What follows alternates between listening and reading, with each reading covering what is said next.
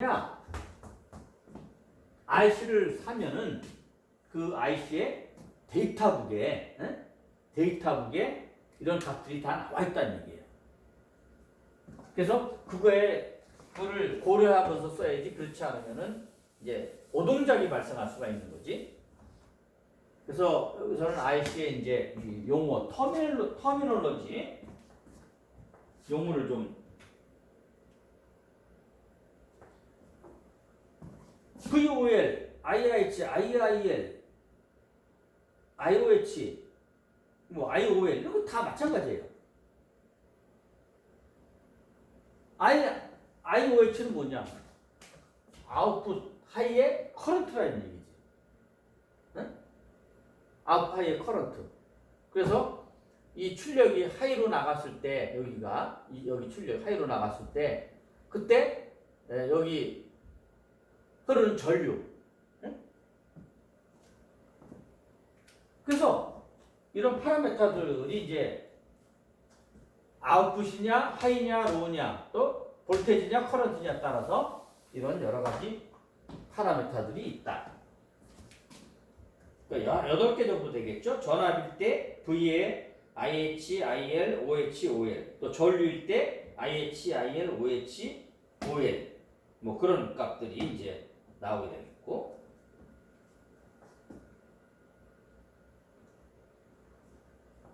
그 다음에 이제 팬아웃 그랬죠. 여러분들 책에 555페이지 팬아웃. 팬아웃은 뭐냐? 팬아웃은 우리가 어떤 출력이 이렇게 있으면 이 출력을 여기 다른 데다 이렇게 입력으로 들어갈 수 있잖아. 그지? 또 이 출력을 또 다른 데 입력으로 또 들어갈 수 있죠. 또 이거 다른 출력이 다른 데 입력으로 또 들어갈 수 있지. 이 출력을 여기 일로 들어가고 일로 들어가고 일로. 그럼 몇 개까지 뽑아낼 수 있느냐?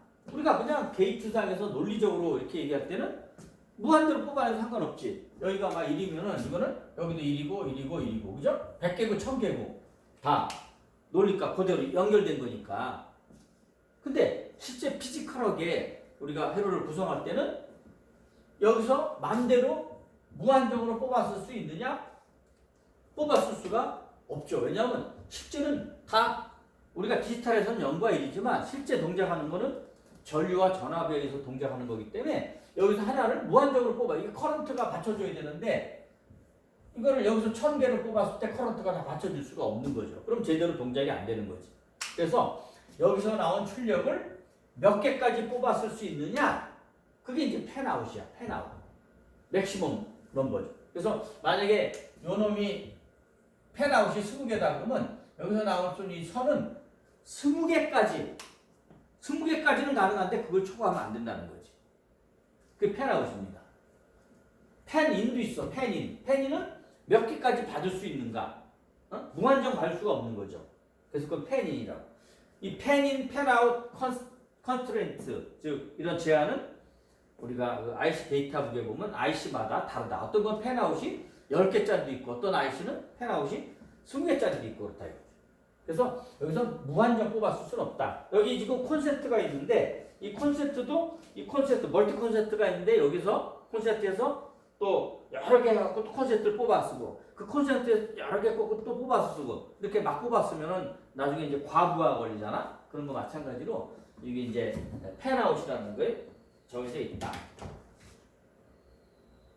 그 다음에 이제 전파 지연 있죠. 프로파게이션 딜레이.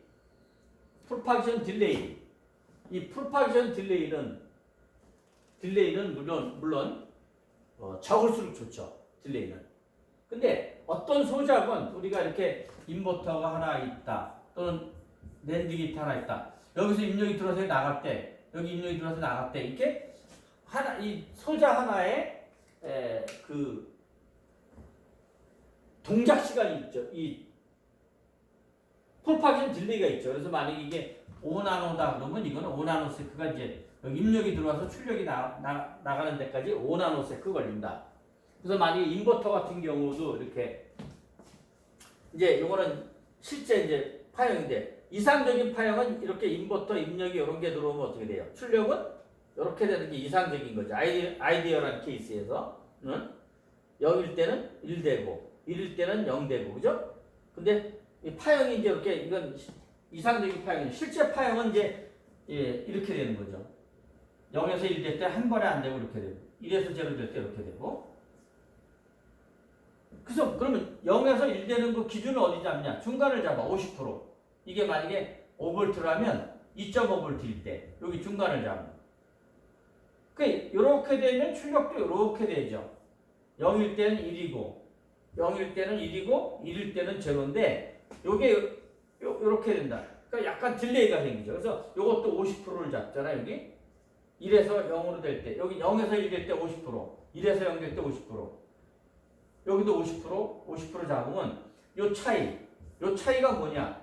PHL이라고 그래. 요건 뭐냐? Propagation Delay Time from High to Low. 하이에서 로로, 하이에서 로로 가는데 걸리는 딜레이 타임이고 여기 50%에서 여기 50% 뭐냐? 이건 TPLH.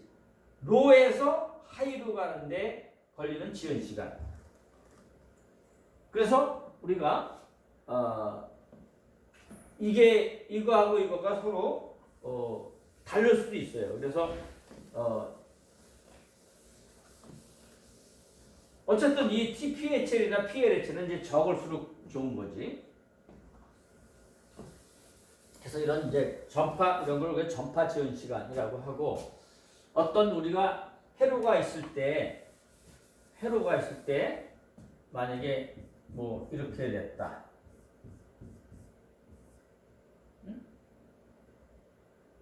뭐 이렇게 됐다. 이렇게 됐을 때 요거 하나가 5나노세크, 요것도 하나가 5나노세크. 요것도 하나 동작하면 되고 5나노세크 걸린다.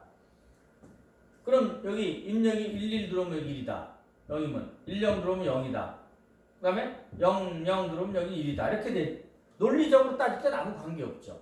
그런데 실제적으로 어떻게 되냐면 여기 신호는 이렇게 해서 5나노 이렇게 가는 신호는 5나노 여기 올 때까지 오는 5나노 10나노 걸리고 여기 신호 어떻게 그냥 오는 거잖아. 그리고 여기 신호는 이렇게 가면 요거 여기로 이렇게 하는 건 5나노. 그러니까 여기로 가는 여기서부터 이렇게 가는 길은 15나노 걸리는 거고 이렇게 나노 걸리는 거는 10나노 걸리는 거고 이렇게 가는 건 여기 5나노밖에 안 걸리는 거죠. 그래서 이렇게 패스가 입력에서 출력까지 가는 패스가 이렇게 다름으로써 이 딜레이 타임이 이렇게 서로 패스마다 많이 다를 수가 있잖아, 그죠? 근데 그게 어느 정도 범위 내면 괜찮은데 그 범위를 초과하면 오동작이 발생한단 말이야. 여기서는 출력이 벌써 들어왔는데 여기는 아직 안 들어왔어. 그럼 타이밍이 안 맞잖아. 그래서 이럴 땐 일부러 여기다가 예를 들어서 뭐 인버터를 2개 넣어준다. 그러면 여기도 5나노 그럼 여기는 5나노 10나노 만에 오고 여기도 5나노 10나노 만에 오고 여기는 5나노 만에 오니까 여기 그거까지만 우리가 정확히 맞춘다면 여기다 버퍼를 하나 넣어. 버퍼 5나노짜리 버퍼. 그럼 여기는 5나노 그럼 5나노 10나노 5나노 10나노 여기는 5나노 10나노 그럼 여기서 이렇게 오는 거나 이렇게 오는 거나 타이밍이 맞겠죠. 만약 꼭 맞춰준다면 그렇다. 그래서 이런 이 패스마다 이 길 패스마다 그게 그 딜레이 타임이 달라질 수 있다. 그래서 일부러 이렇게 어떤 때는 일부러 버퍼나 이런 인버터를 통해서 이렇게 맞춰줄 회로가 더 들어가지만 시간을 맞추기 위해서 일부러 그렇게 할 수가 있는 거죠. 그래서 이 신호, 이 길이가 여기 이렇게 길이가 안 맞아서 생기는 문제를 우리가 타임 스큐다. 먹는 스튜가 아니고 스큐. 이 삐꺼 뭐가 잘 안 맞는 거죠. 그 타임 스큐라는 이렇게 서로 이 시간 딜레이 차가 서로 다른 곳에서 생기는 문제를 우리가 그런 현상을 타임 스큐라고 이제 얘기를 하기도 하고.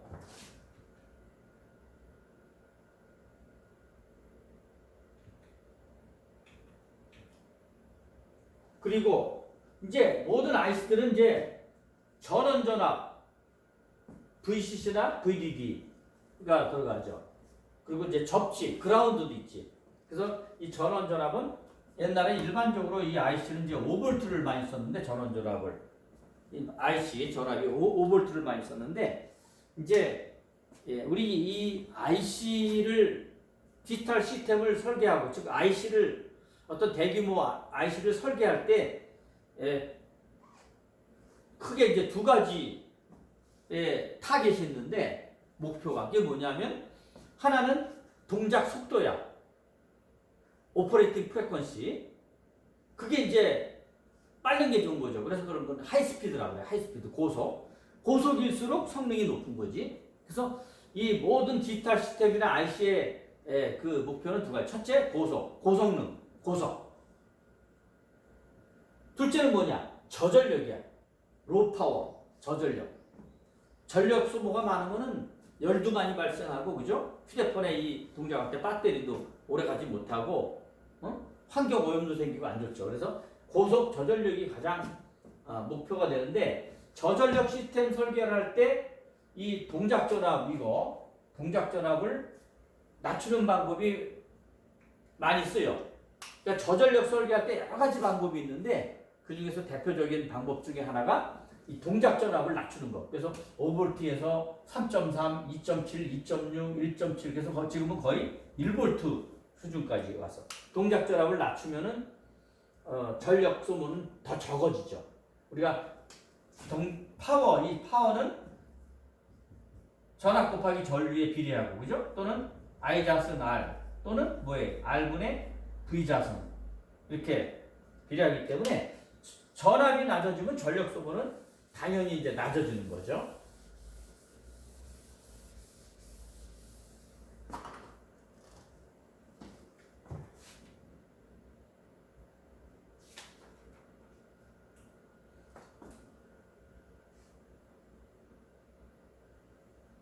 그래서 아까 전력 소모는 V 곱하기 I 여기 이 동작 전압에다가 여기 전류 요 V 곱하기 I 형태가 되는 거죠.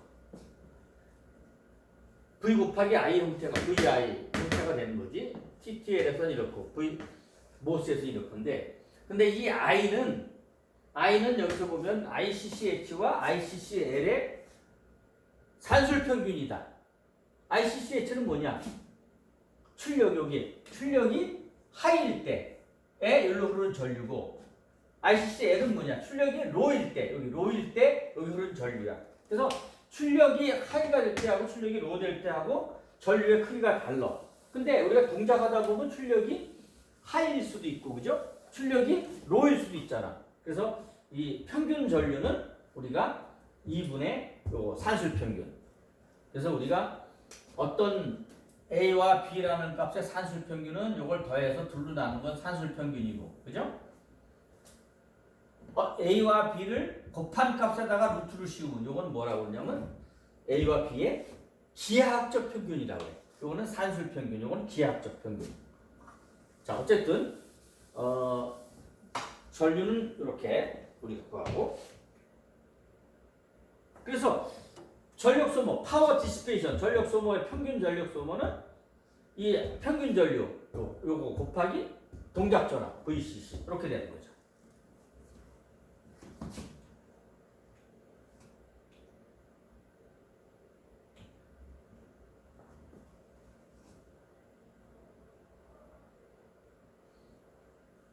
이거는 이제 뭐야? 스트레이는 길을 잃다. 스트레이 일렉트릭 앤 마그네틱 필드. 그러니까 이제 우리가 전장이나 자기장 이런 것들이 와이어, 우리가 원래 이제 이 와이어 도선에 연결되면 도선의 앙페르의 오르나스 법칙처럼 도선에 이제 이 자기가 흐르는 거죠. 마그네틱 필드. 그래갖고 그런 어떤 노이즈나 원하지 않는 어떤 이런 잘못된 시그널 이런 것 때문에 어떤 그래서 우리가 이 전기전자는 이 아주 좋은데 기계적인 시스템보다 편리하죠. 응? 기계적인 시스템은 사람이 돼요. 우리 자동차에 창문 여는 것도 우리가 옛날에 손으로 막 돌려서 열었잖아, 그지? 조수석에 있는 거는 이렇게 갖고 막 이렇게 돌리고 열고. 근데 지금은 이렇게 해서 이게 운전석에서 이게 스위치로 하니까 앞창문, 뒷창문, 옆에 뭐 다. 그래서 전자로 컨트롤하는 거는 아주 편해. 그래서 자동차 시스템도 전부 이제 전자 시스템으로 다 가는 거죠. 그러니까 자동차는 일종의 전자장치야. 지금은. 그래서 아주 재밌는 현상이 뭐냐면 이 CES라고 이거 컨슈머 엘렉트로닉스 쇼 세계 최고의 가전 쇼예요.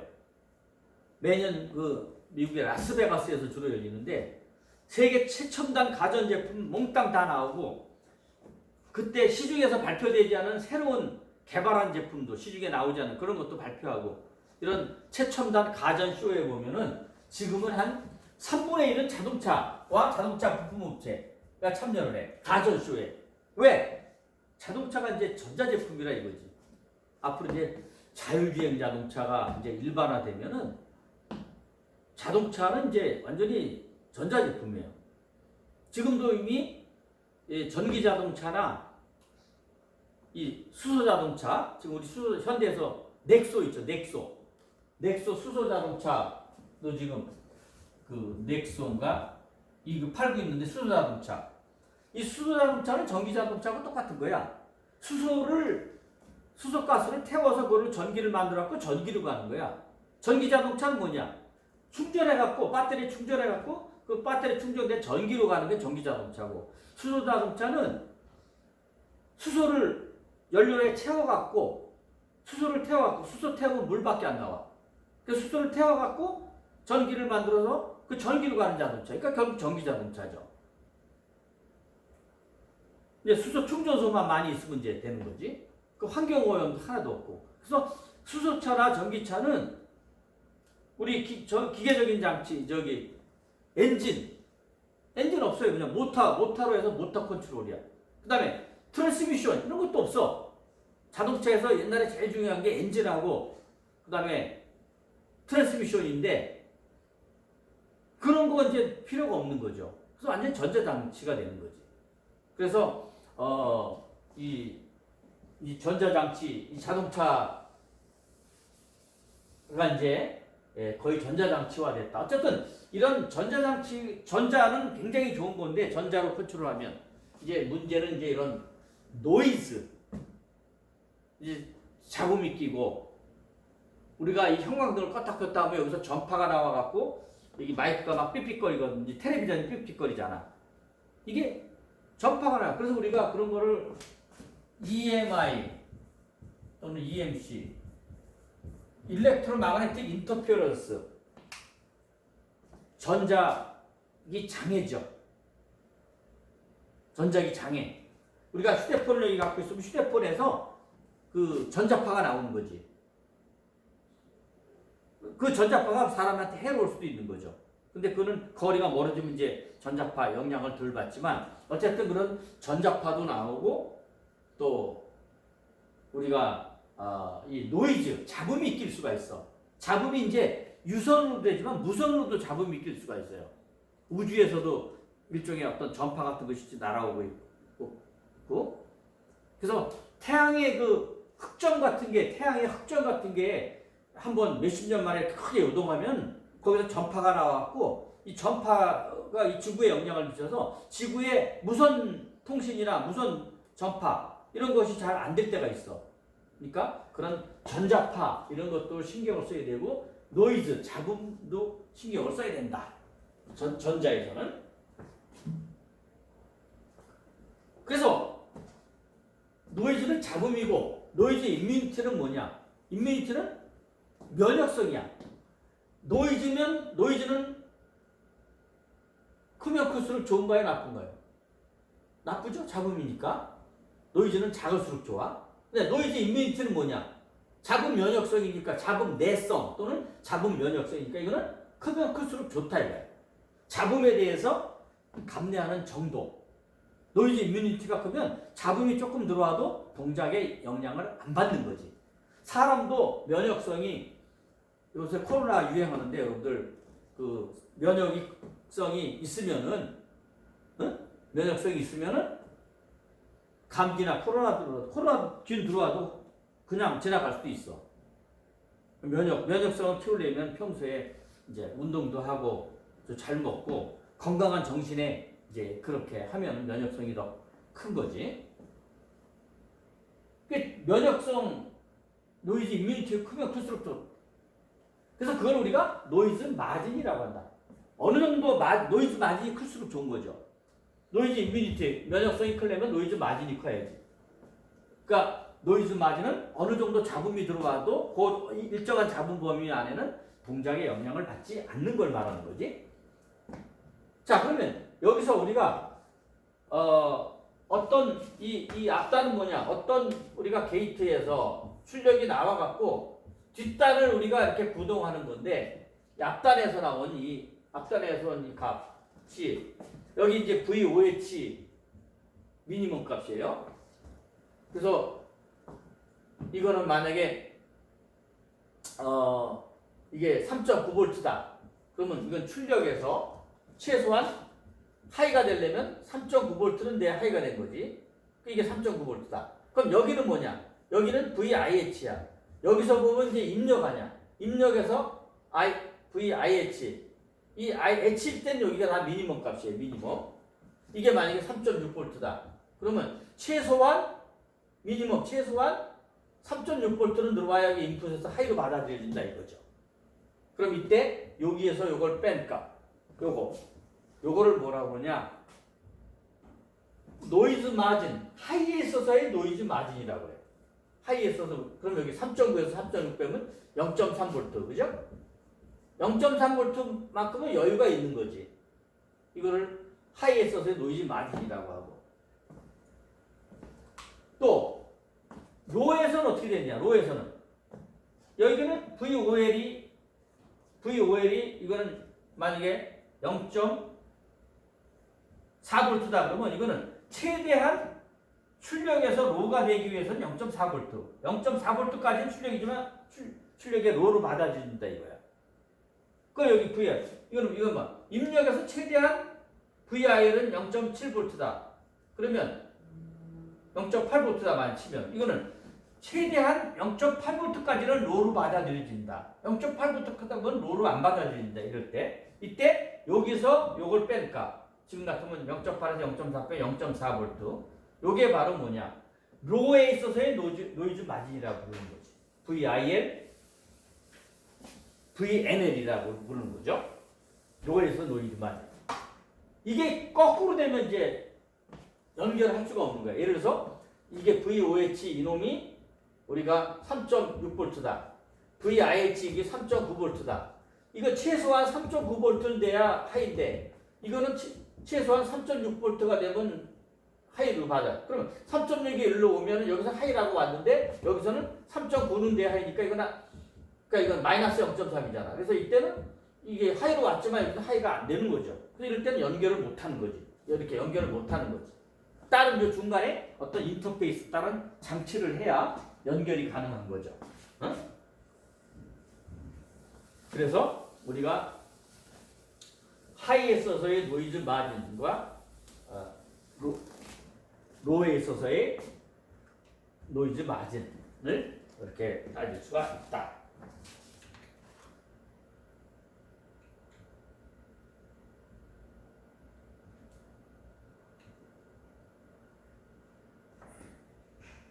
계속 우리가 이제 8장에서 디지털 이제 터미널 용어에 대해서 계속 얘기하고 있는데 용어 커런트 소싱이나 싱킹 이건 뭐냐?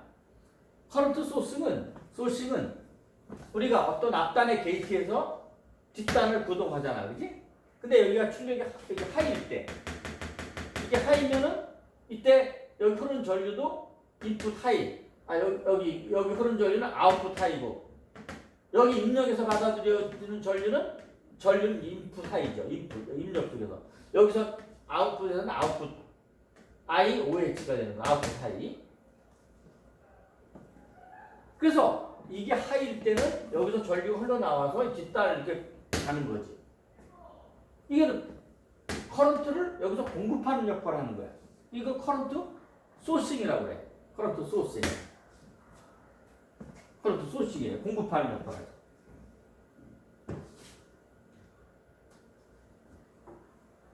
그런데 이쪽 게이트에서 출력이 로일 때는 이때는 이쪽에 이 뒷단에 있는 여기서 전류가 일로 흘러서 이렇게 일로 빠지는 역할을 해요. 그러니까 이때는 이 앞단에 드라이빙 게이트와 이게 로드 게이트, 이게 이제 구동 게이트고 이게 부하 게이트인데 여기서 이제 구동하는 건데 이게 로일 때는 전류가 이렇게 흘러 들어오는 역할을 하죠. 그 이거는 커런트를 받아들이는 역할을 하기 때문에 커런트 싱킹 액션을 한다. 그래서 커런트 소싱과 싱킹을 얘기하는 거고. 자, 그 다음에 IC 패키지. 자, 이게 이제 IC 우리가 칩인데 이 IC야말로 IC는 뭡니까? IC Integrated Circuit 뭐냐 이거는?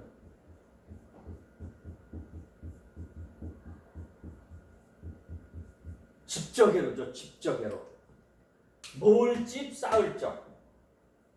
그래서 이 트랜지스터가 49년에 발명이 됐고, 자, 옛날에는 우리가 전자라는 것이 없었던 시절이 있는데, 이제 전자 개념을 처음 나온 것은 뭐냐면은, 처음에는 이제 진공관이에요. 진공관. 백큐um 튜브. 그래서 2급 진공관, 3급, 4급 진공관. 그래서 전자회로를 진공관 갖고 만들었어. 컴퓨터도 진공관 갖고 만들었어. 그때 트랜지스터가 없던 시절이야. 트랜지스터는 1949년에 그 바클리나 이런 사람들에 의해서 발명됐고, 이 진공관, 백큐um 튜브는 그 전에 나와 있었죠. 그래서 우리가 1946년에 이 세계 최초의 디지털 컴퓨터라고 하는 ENIAC이 1946년에 만들어졌어요. 이게 이제 컴퓨터인데, 이때 진공관은 18,000개, 무게가 한 30톤 정도 되는 엄청나게 큰 규모죠. 지금으로 하면 여러분들이 쓰는 그 공학용 계산기보다 못한 그런 건데, 이게 세계 최초의 디지털 컴퓨터야. 그래서 이때는 트랜지스터가 발명이 안 됐으니까 이제 진공관 갖고 만든 거고, 1949년에 트랜지스터가 발명되고 나서는 이제 전자회로를 트랜지스터로 만들기 시작한 거예요. 그래서 그때는 이제 우리가 이 다이오드, 그죠? 또 트랜지스터, 또 그다음에 우리가 저항, 그다음에 인덕터, 그다음에 커패시터 뭐 이런 거 갖고 이제 전자회로를 꾸미는 거잖아. 근데 이때 이제 전자회로를 소자를 하나하나 만들어서 그거를 서로 연결해서 전자회로를 꾸미고 그랬었는데, 이제 50년대에서는 그러다가 처음으로 이제 이 집적회로가 나온 거야. 집적회로는 뭐냐면 이런 소자 하나하나를 따로따로 만들어서 연결하는 게 아니라 한 웨이퍼상에서 그거를 한꺼번에 만드는 거지. 그래서 그게 집적회로예요. 그러니까 처음에는 한 대여섯 개 되는 회로를 한꺼번에 만들었다. 그러다가 이제 그 점점 규모가 커져갖고 지금은 요 1cm, 1cm 요 면적 안에 트랜지스터가 수억 개까지 들어가는 그런 규모까지 됐지. 그래서 이게 이제 IC인데, IC. 이 IC는 우리가 어떻게 만드느냐? 전 세계에 지금 이 반도체는 우리가 진성 반도체, 인트리식 세미컨덕터, 우리가 원소의 주기를 보면 4족이죠. 4족. 4족이 뭐야? 탄, 시, 계, 주, 납 이런 게 있어요. 탄소, 실리콘, 게르마늄, 영어로는 저마늄, 주석, 납 뭐 이런 것들인데, 여기서 주목받는 거 요거하고 요거 4족에. 그래서 실리콘이나 저마늄, 이게 이제 반도체, 진성 반도체, 인트리식 세미컨덕터, 이게 이제 반도체 기본이 되는 거고, 그 다음에 이제 우리가 3족과 5족. 그래서 3족은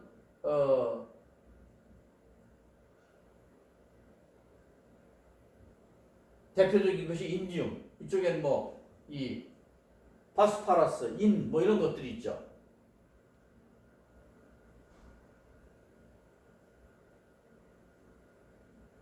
또 가륨, 뭐 비소 이런 것들이 있죠. 삼족과 삼족은 이제 전자가 하나 모자라 전공이 하나 남는 거 P타입이 되는 거고 P타입. O족은 전자가 하나 남는 거예요. N타입이 되는 거예요. 그래서 이게 전공이 활동하고 주로 이건 전자가. 그래서 PN을 그러면 PN 접합을 하면 이게 다이오드가 되는 거고 PNP 하면 이게 이제 트랜지스터, NPN 이런 거 하면 트랜지스터가 되는 거죠.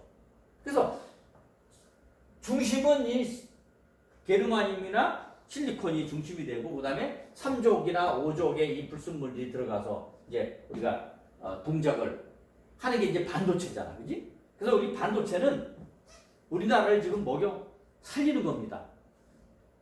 가장 큰 산업이 우리나라 세계에서 가장 앞섰다고 보는 게 반도체인데 우리가 이 반도체에는 이제 우리가 두 가지로 나눌 수 있지. 하나는 비메모리 반도체, 하나는 메모리 반도체. 그래서 메모리는 우리가 D램, 이건 컴퓨터의 주기억 장치로 쓰이는 D램, 또 컴퓨터의 캐시 메모리 쓰이는 S램, 또 USB라는 그 유심, 휴대폰의 유심이나 뭐 카메라에 들어가는 그런 칩 이런 게 쓰는 그 플래시 메모리, 뭐 이런 것들이 메모리, 모든 기억 장치니 반도체 메모리 이런. 비메모리는 뭐냐? 메모리 빼고 다른 IC들은 다 비메모리인데 비메모리의 대표적인 거는 어플리케이션 프로세서, 즉 그 우리가 휴대폰에 들어가는 핵심, 컴퓨터로 말하면 CPU 같은 거, 그걸 우리가 어플리케이션 프로세서라고 그래. 그 다음에 CPU, 컴퓨터의 CPU 이런 것들을 다 이제 통칭해서 프로세서라고 그러죠. 이런 프로세서들 하고 뭐 다른 것들도 많은데 대표적인 게 프로세서야. 그래서 우리나라는 메모리 반도체는 세계 최강국이다. 세계 최강국.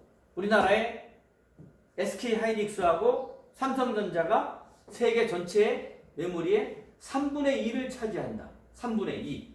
세계 전체. 그러니까 삼성하고 하이닉스에서 메모리 안 내주면 이제 완전 전 세계가 스탑되는 거죠. 그 다음에 비메모리는 이제 나머지 다른 것들인데 우리나라 메모리는 상당히 강한데 세계 최고인데 비메모리는 굉장히 약했었어요. 근데 요즘에는 삼성전자 같은 데서 이 AP, 애플이나 애플의